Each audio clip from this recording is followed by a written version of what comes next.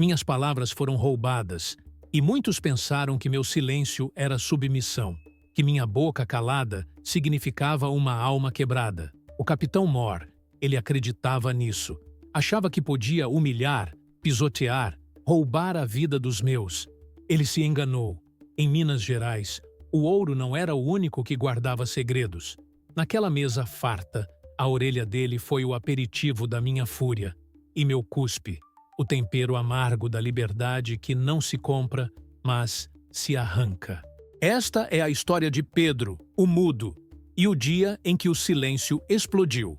Mas antes de continuar, olá, meu amigo e minha amiga. Aqui é Bruno Henrique, narrador do Além da Escravidão. E hoje se prepare, porque você vai conhecer uma história antiga que vai mexer com seu coração. Antes de começarmos, inscreva-se no canal e me diga nos comentários de qual cidade você está nos ouvindo. Eu adoro saber até onde nossas histórias chegam. Prepare-se, porque a emoção começa agora. A história que a gente vai contar hoje se desenrola em Vila Rica, a atual Ouro Preto, no ano de 1745. Um lugar onde as montanhas vomitaram riqueza para a coroa, mas engoliram a vida de milhares. No coração dessa crueldade disfarçada de progresso, vivia Pedro. Ele era chamado de o Mudo, por uma razão simples e cruel. Ele não falava. Ninguém sabia ao certo porquê. Alguns diziam que um susto na infância, ainda na África, havia roubado sua voz. Outros, que o chicote na chegada ao Brasil havia selado seus lábios. Mas o que todos sabiam é que seu silêncio era tão pesado quanto as pedras que ele arrancava da terra. Pedro tinha 40 anos e, como tantos, foi arrancado de sua casa iorubá, ainda jovem, e jogado na moenda dos engenhos de ouro do capitão Mor Damião Leme. Leme era um homem vaidoso, de rosto redondo e bigode fino, que usava seu poder como um brinquedo sádico. Ele tinha prazer em humilhar, em quebrar a alma antes mesmo de quebrar o corpo. E Pedro, por seu silêncio imponente, era um de seus alvos favoritos. Leme o chamava de animal sem língua, de besta de carga, tentando arrancar uma reação que nunca vinha. Naquela quarta-feira, 23 de agosto de 1745, o calor pesado do fim da tarde pairava sobre a senzala. Jaci, a jovem mulher de Pedro, estava grávida de 4 meses. A vida que crescia nela era a única chama que Pedro permitia brilhar em seu peito endurecido. Jaci, com seus olhos doces e seu ventre abençoado, era a esperança que o mantinha de pé. Mas a esperança, nas mãos de Damião Leme, era apenas mais uma ferramenta de tortura. Na mina, um pequeno desabamento atrasou a entrega do ouro. Leme, furioso com o prejuízo e a insolência dos escravizados, decidiu que daria um exemplo. Seus olhos varreram a multidão, buscando o mais vulnerável, o que faria a punição mais impactante. Seus olhos pararam em Jaci, que trazia água para os trabalhadores exaustos. "Você, sua peste!" ele gritou, com a voz rouca de raiva. "É por causa de parasitas como você que meu ouro não chega." Pedro assistia paralisado, enquanto o feitor, sob as ordens de Leme, agarrava Jaci. Ela tentou se defender, os olhos arregalados de medo. Os golpes começaram a cair, um após o outro, com a força bruta do ódio. Um som, abafado e terrível, saiu de Jaci. Pedro, o mudo, sentiu o mundo se partir. Ele tentou avançar, mas outros escravizados o seguraram, sabendo que intervir seria a morte certa para ele, e talvez para Jaci. "Olhe para seu animal sem língua!" Leme zombava, apontando para Pedro, que tremia. "Ele nem consegue gritar por você. É um covarde, um inútil. Veja, Pedro, essa é a prova da sua submissão, da sua incapacidade de proteger o que é seu." Os golpes continuaram. Jaci caiu no chão. Um grito de dor misturado a um gemido de desespero. O sangue começou a manchar a terra, um vermelho escuro que denunciava a vida que se esvaía, a vida do filho de Pedro, a vida que nunca veria o sol de Minas. Quando Leme finalmente se cansou e o feitor se afastou, Jaci jazia quase inconsciente. Pedro rompeu o aperto dos outros. Ele se ajoelhou, pegou sua esposa nos braços, sentindo o sangue quente escorrer por suas mãos. Seus olhos, antes vazios, queimavam com uma intensidade que ninguém nunca tinha visto. Ele olhou para o capitão Moore, que se virava para a casa grande, rindo de sua própria crueldade, pensando em seu jantar farto. Naquele instante, no silêncio de sua alma, Pedro, o mudo, gritou. Um grito que o mundo não ouviu, mas que selou o destino de Damião Leme. O sangue de seu filho, o sofrimento de Jaci, não seriam em vão. O capitão Moore pagaria, e a humilhação dele seria tão pública e visceral quanto a que sua família acabara de sofrer. A vida nas Minas Gerais era uma tortura lenta e incessante. Era uma existência moldada pelo suor e pelo sangue, onde o sol batia impiedoso sobre a pele, e o chicote dos feitores cortava a dignidade. Para Pedro e os outros escravizados do capitão Moore Damião Leme, a fazenda Boa Vista não era um lar, mas uma prisão a céu aberto, escavada nas entranhas da terra. De segunda a sábado, da alvorada ao crepúsculo, eles trabalhavam nas minas de ouro, em galerias escuras e úmidas que pareciam engolir a luz. O ar era pesado, o pó sufocante. A cada picareta, a cada pedaço de rocha removido, era um sacrifício a mais na altar da ganância.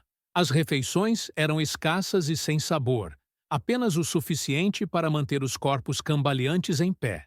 As noites na senzala eram um amontoado de corpos exaustos, gemidos abafados e o cheiro de suor, terra e desespero.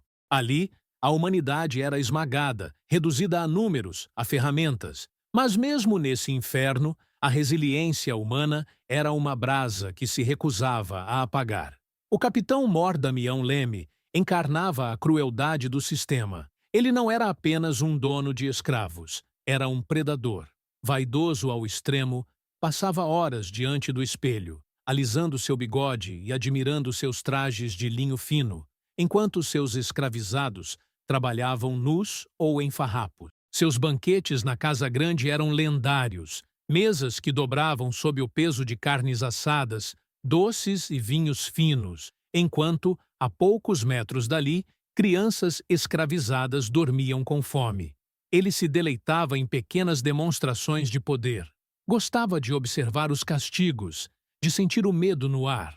Sua voz, quando não estava rouca de gritar ordens, era um timbre afetado de desprezo. Para ele, os escravizados não eram pessoas, eram extensões de sua propriedade, menos que gado. Pedro, em sua mudez, era um desafio constante para Leme. O capitão Moore via o silêncio de Pedro como uma afronta pessoal, uma insubordinação passiva. Ele queria que Pedro implorasse, que gritasse, que se quebrasse em seus pés. Mas Pedro nunca dava esse prazer. Seu olhar, embora muitas vezes baixo, era inescrutável, uma fortaleza impenetrável. Apesar da falta de voz, Pedro tinha uma presença forte. Seus músculos, forjados por anos de trabalho na mina, eram surpreendentemente ágeis e potentes. Seus olhos, sempre atentos, captavam cada detalhe do ambiente. Ele sabia quem entrava e saía da Casa Grande, os horários dos feitores, os humores do capitão Moore. Era um observador nato, um historiador silencioso da rotina da fazenda. Ele memorizava os passos, os sons, os cheiros. Nada escapava à sua atenção. Sua habilidade especial não era a fala, mas a percepção. Antes daquele dia fatídico, Pedro encontrava sua força e sua humanidade em Jaci. Ela era a melodia que faltava em sua vida silenciosa. Com ela, Pedro ria com os olhos, chorava com os gestos, amava com todo o seu ser. Jaci era seu elo com um mundo que ele mal podia tocar, um sopro de ternura num oceano de brutalidade. Quando ela engravidou, uma pequena chama se acendeu no peito de Pedro. Um futuro, talvez, um pedaço de si mesmo que viveria, que teria voz, que seria livre. Essa chama, pequena e frágil, era tudo o que ele tinha. E Leme, com um simples aceno, a havia extinguido. A cena de Jaci sendo espancada, o sangue na terra, o silêncio de Pedro enquanto Leme zombava de sua suposta covardia, marcou o ponto de não retorno. Naquele instante, Pedro não era mais apenas o mudo, o escravo passivo. Ele era um vulcão adormecido que acabara de entrar em erupção. Seu silêncio exterior tornou-se uma couraça impenetrável. Mas, por dentro, uma tempestade de fúria e ressentimento se formava, fria, calculada e mortal. A humanidade de Pedro, esmagada pela crueldade, deu lugar a uma sede de justiça que não se contentaria com menos que o horror espelhado. Naquela noite de quarta-feira, 23 de agosto de 1745, a casa grande do capitão Mor Damião Leme resplandecia com luzes, um contraste cruel com a escuridão da senzala.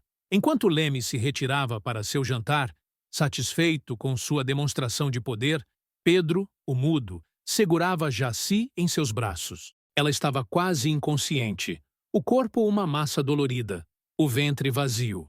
O sangue havia secado em suas coxas, mas a mancha em sua alma, e na de Pedro, era profunda e insondável. O capitão Mor Damião Leme acreditava que havia quebrado Pedro. Ele pensava que aquele animal sem língua jamais reagiria.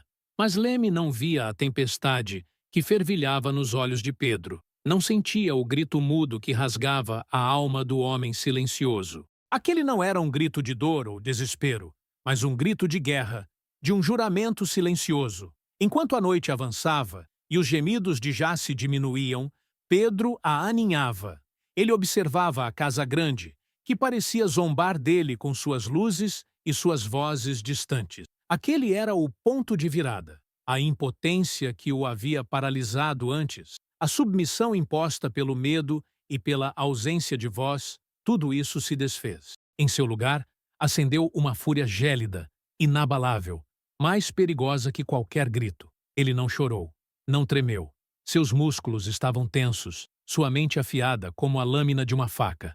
Eu não posso falar, pensou Pedro, com uma clareza que perfurava sua mente. Mas eu posso agir.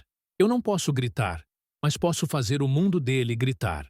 A transformação de Pedro não foi um ato de loucura ou paixão descontrolada. Foi a metamorfose de uma vítima em algoz, impulsionada por uma dor insuportável e uma necessidade visceral de retribuição. Ele não buscava apenas vingança. Buscava um acerto de contas, um eco da crueldade de Leme, mas com uma assinatura que só ele poderia dar: o silêncio. Para Pedro, a vingança seria um ato solitário.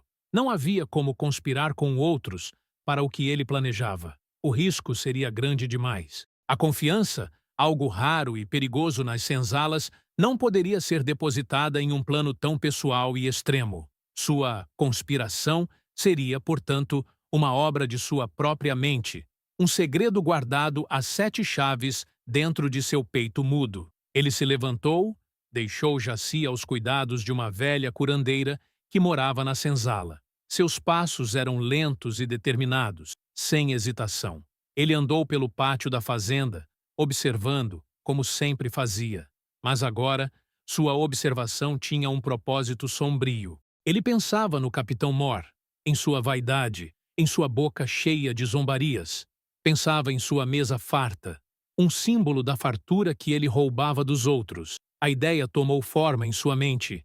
Ele seria a mão do destino, a justiça que a terra de Minas havia esquecido. Sua falta de voz seria sua arma, sua discrição, sua vantagem.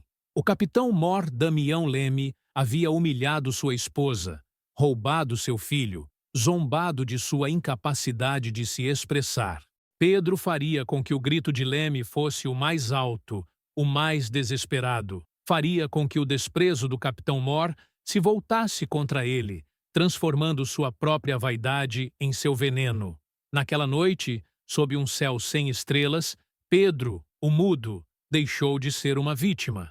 Ele se tornou o espectro da retribuição, um homem que encontraria sua voz não em palavras, mas em atos.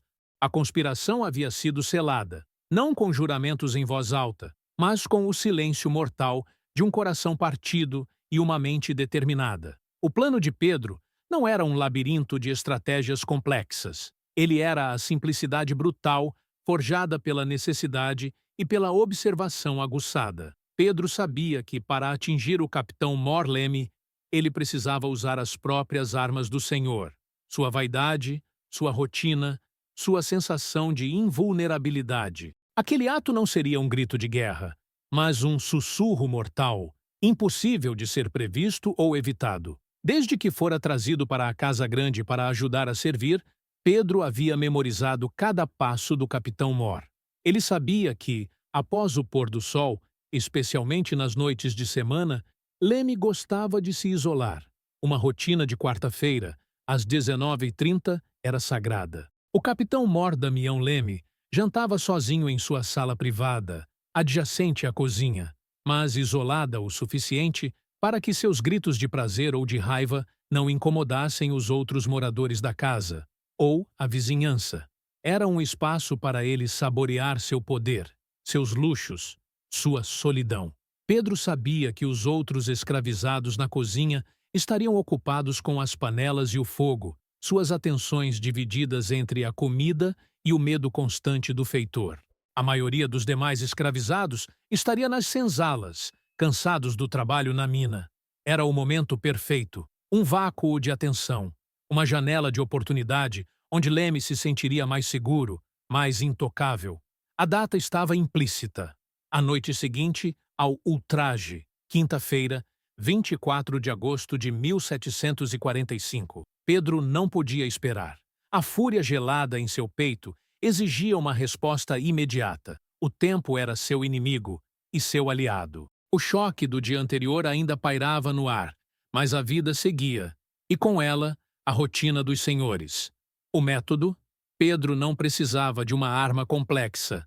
Suas próprias mãos, calejadas pelo trabalho e fortalecidas pela raiva, seriam mais do que suficientes. A orelha do capitão Mor seria o troféu. Não era apenas um pedaço de carne. Era a audição que havia zombado de seu silêncio, a parte do corpo que adornava a cabeça arrogante de Leme. Arrancar a orelha seria um ato de desfiguração, uma marca indelével na vaidade do senhor. E o cuspe? Ah, o cuspe. Um ato de desprezo máximo, uma humilhação que mancharia não apenas o corpo, mas a refeição opulenta de Leme, a comida que simbolizava sua fartura e a miséria dos escravizados. O cuspe seria o tempero amargo da retribuição, um lembrete visceral da bile que Pedro havia engolido por tantos anos. E a orelha ensanguentada, jogada no prato? Seria a culminação da cena, o horror que se misturava ao banquete, a prova irrefutável de que o silêncio de Pedro não era fraqueza, mas uma força implacável. Pedro, o mudo, havia observado Leme em seus momentos de glória e de fúria. Ele sabia que o capitão Mor, em sua arrogância, nunca esperaria um ataque de um animal sem língua. A surpresa seria a maior de suas armas. A discrição de Pedro, sua capacidade de se mover como uma sombra, de estar presente sem ser notado, era a chave para a execução do plano. Não havia grandes discursos, nem ensaios secretos. Havia apenas a mente de Pedro, que trabalhava com a precisão de um relojoeiro, calculando cada movimento, cada momento. Ele visualizava a cena em sua mente, a mão agarrando, o puxão, o grito, o cuspe, a orelha. A imagem era vívida, quase palpável, alimentando a determinação em seu coração. Este não era um ato de raiva cega, mas a manifestação de uma estratégia fria, meticulosa, nascida do mais profundo abismo do sofrimento. Ele sabia exatamente o que faria, como faria e o que queria que Leme sentisse. Na quinta-feira, 24 de agosto de 1745, o dia seguinte à brutalidade contra Jaci, o ar na fazenda Boa Vista estava ainda mais denso. Um silêncio estranho pairava sobre a senzala, como um presságio. Pedro, o mudo, seguia sua rotina de sempre. Caminhava para a mina com os outros, a picareta pesada em suas mãos, seu corpo um autômato de força e disciplina. Mas por dentro, a forja de seu espírito trabalhava incessantemente. Seus olhos estavam mais afiados do que nunca. Enquanto cavava e carregava, ele observava o capitão Mor Damião Leme de longe. Via o senhor passar, arrogante, distribuindo ordens e empurrões. Leme parecia ainda mais vaidoso naquele dia, como se a violência da véspera tivesse o revigorado. Ele ria alto com um feitor, seus olhos procurando os escravizados que parecessem menos empenhados. Pedro, o mudo, permaneceu impassível, sua máscara de apatia perfeita. Ao meio-dia, no pequeno intervalo para a refeição, Pedro se sentou sozinho, longe dos outros. Seus companheiros de cativeiro o olhavam com pena, mas também com um temor reverente. Sabiam da dor que ele carregava, mas não podiam imaginar a vingança que ele gestava em seu silêncio. Alguns se aproximaram, tentando oferecer uma palavra de conforto ou um pedaço a mais de farinha, mas Pedro apenas acenou com a cabeça, seus olhos distantes, fixos na casa grande. Durante a tarde, Pedro foi designado para tarefas na área de serviço da casa grande, perto da cozinha. Era sua chance. Ele varria os pátios internos, carregava cestos de roupa, tudo sob o olhar vigilante de uma velha escravizada cozinheira. Ele se movia com a agilidade e a discrição de sempre, mas cada passo era um ensaio, cada olhar, um escaneamento. Ele via a cozinheira reclamar de uma panela, o feitor sair para o pátio, a porta da sala de jantar privada do capitão Mor entreaberta. Nada escapava. Às 18h30, o sol começava a se pôr, pintando o céu de tons alaranjados sobre as montanhas de Minas. O capitão Mor Damião Leme já se recolhera, e os preparativos para seu jantar estavam em pleno vapor na cozinha. Pedro ouviu a voz de Leme, vinda de sua sala particular, chamando por um escravizado para auxiliá-lo. "Quem está aí? Tragam-me vinho! E rápido!" O coração de Pedro batia com uma cadência diferente, um tambor tribal que ecoava em seu peito. Ele sabia que esse era o momento. Ele se aproximou da cozinha. A cozinheira-chefe, uma mulher de semblante cansado, olhou para ele. "Pedro, vá você. Leve o vinho para o capitão Mor. E seja rápido.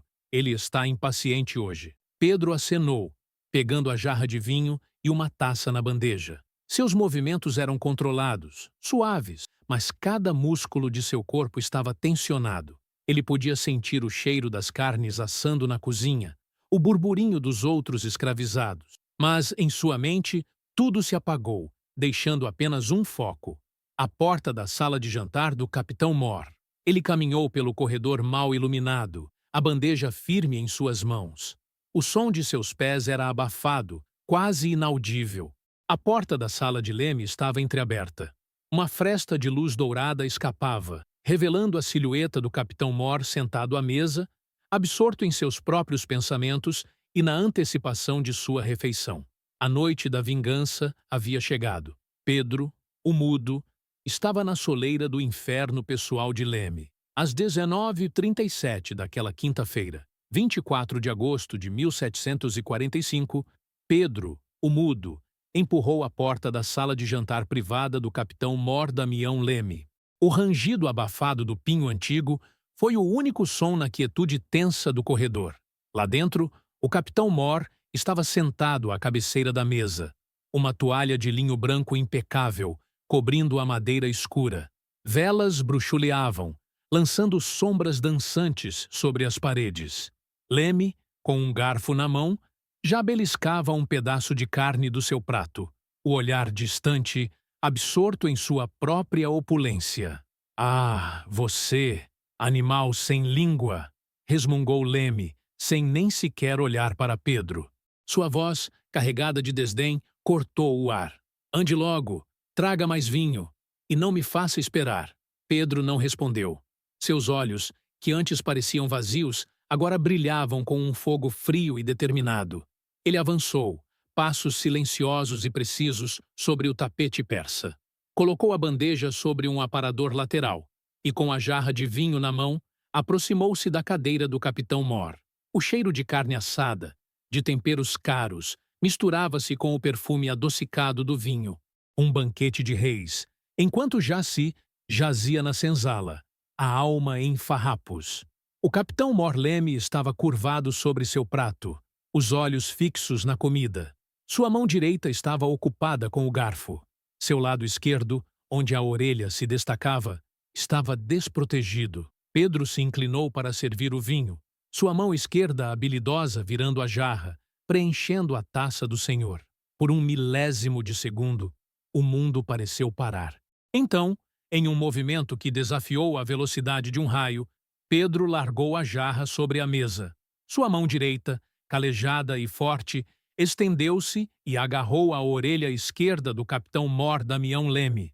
O agarre foi firme, implacável. Leme soltou um grunhido de surpresa, sua cabeça puxada para trás. Seus olhos se arregalaram. Ele tentou gritar, mas nenhum som saiu. O choque e a dor o paralisaram. Os olhos de Pedro, tão próximos, estavam cheios de um ódio puro e indomável. Não havia loucura, apenas uma decisão gélida.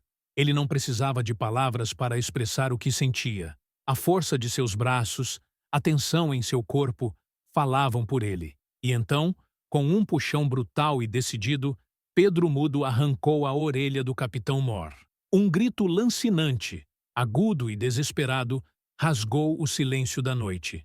Leme caiu para trás da cadeira, batendo a cabeça no chão de mármore. Ele se debatia, a mão ensanguentada cobrindo o buraco onde antes estava sua orelha.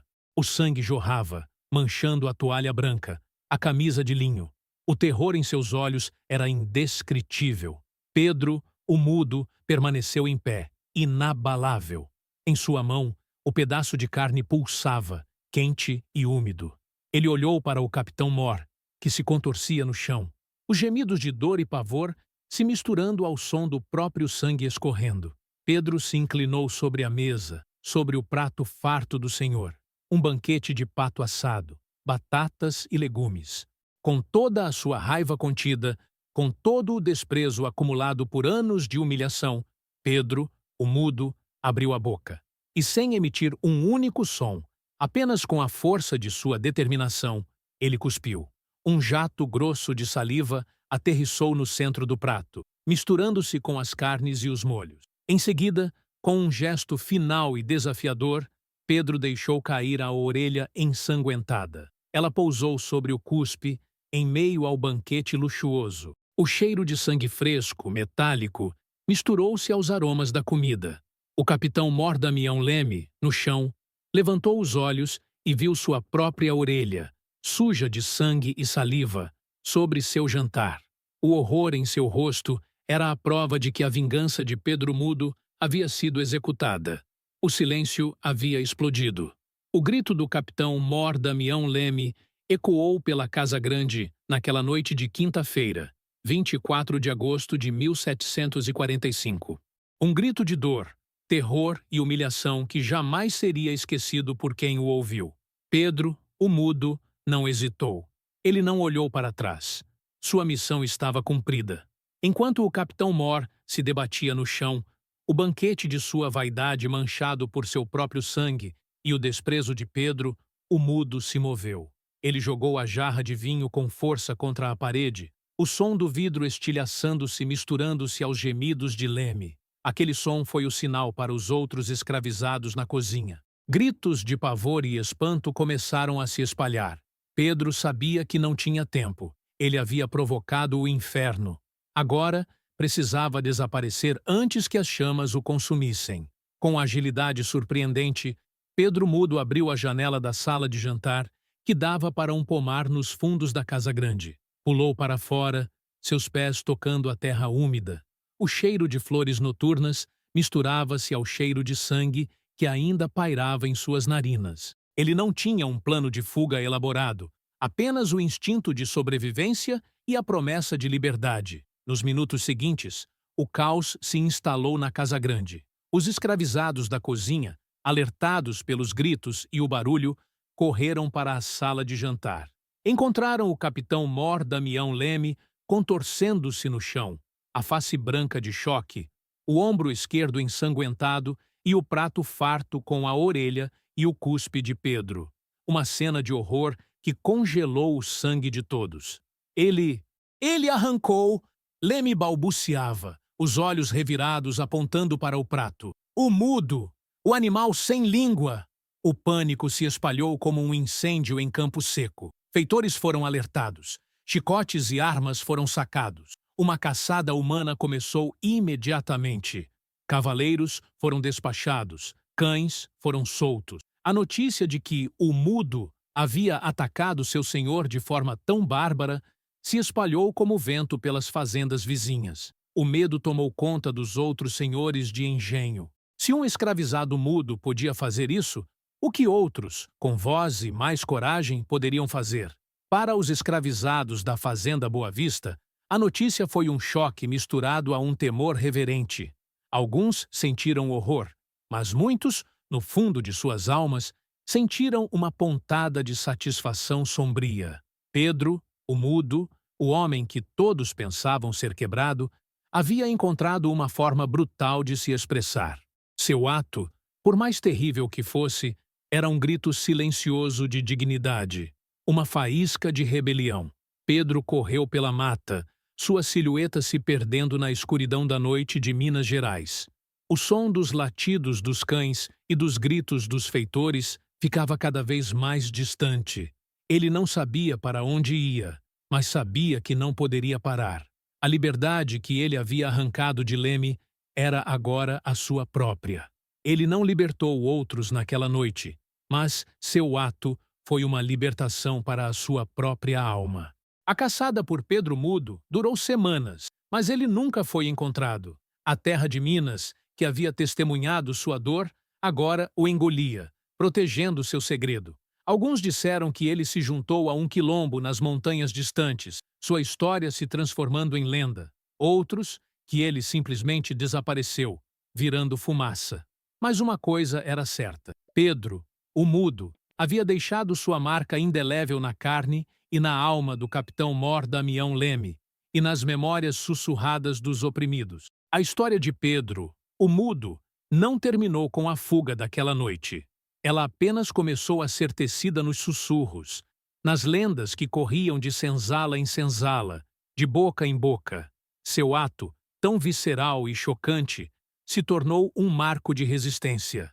O capitão Mor Damião Leme, aquele que zombava do silêncio, agora vivia com uma orelha a menos, uma lembrança constante e dolorosa daquele que ele considerava menos que um homem.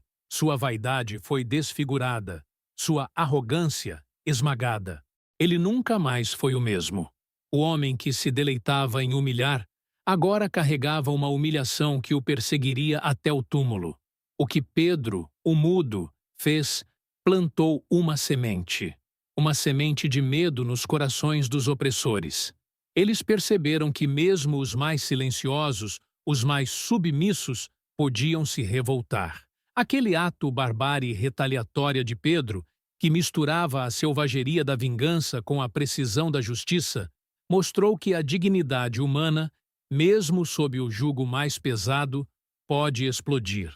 E quando explode, ela leva consigo um pedaço da alma do opressor. Mas, mais importante ainda, o legado de Pedro, o mudo, foi uma chama de esperança para os oprimidos. Sua história se tornou um mito, um grito silencioso contra a desumanização. Para as crianças escravizadas que ouviam as histórias contadas à noite, ele era um herói. Ele provou que a força não está apenas na voz, mas na coragem de agir quando todas as outras formas de resistência são negadas. Ele mostrou que a vingança pode ser uma forma de justiça, de reequilíbrio, quando a lei e a moralidade falham. Sua história nos lembra o sofrimento inimaginável que o povo escravo enfrentou. Cada chicotada, cada humilhação, cada vida roubada era uma ferida aberta na história do Brasil. Pedro não foi o único a resistir, mas sua forma de resistência, tão pessoal e simbólica, ressoou profundamente. Ele não usou armas de fogo, nem grandes exércitos.